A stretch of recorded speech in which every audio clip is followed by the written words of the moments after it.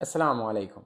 Allah subhanahu wa ta'ala në Kuranin famlar të thot, a mendua se ne ju krijuam kot? A mendove vlla dhe motër se ty Allah të ka krijuar kot?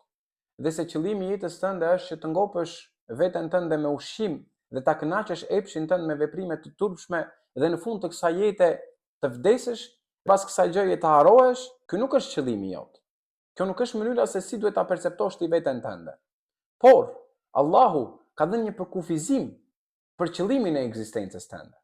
Thot Allahu në Kuranin famlar, unë nuk i kam krijuar njerëzit dhe xhindet veç se të më adhurojnë mua.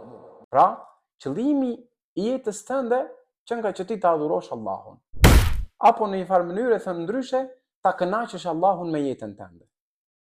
Dhe natyrisht mbasi e ke ditur këtë gjë, do të pyesësh veten tënde se si kënaqet Allahu me mua. Dhe kjo është një pyetje e cila ka shumë përgjigje në Kuranin famlar. Apo dhe në jetën e profetit sallallahu alaihi wasallam. Allahu të ka krijuar ty që ti ta adhurosh atë. Dhe si e adhuron atë ti? A do të merresh vetëm me adhurimin ndaj Allahut dhe do ta lësh jetën tënde? Në një farë mënyre do të bëhesh murg? Jo.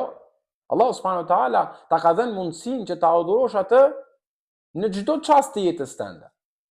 Edhe tani që jemi duke folur me njëri tjetrin. Ne po flasim për hir të Zotit të madhëruar dhe kjo është një mënyrë e cila Allahu subhanahu wa taala e do dhe kënaqet prej kësaj. Po edhe ti që po e dëgjon këtë video, Allahu subhanahu wa taala kënaqet prej kësaj gjëje. Ti ngrihesh në mëngjes, e përmend atë dhe Allahu kënaqet prej kësaj gjëje. Dhe ti në këtë moment je duke adhuruar Allahun subhanahu wa taala. Ti e fal namazin dhe Zoti është i kënaqur me ty. Ti agjiron Ramazanin dhe Zoti është i kënaqur me ty. Ti përpiqesh që me njerëzit të sillesh mirë, Allahu subhanahu wa taala është i kënaqur me ty. Dhe nëpërmjet kësaj mënyre ti e ke adhuruar Allahun subhanahu wa ta'ala. E natyrisht Allahu kur nuk ka për të lënë ty në humbje.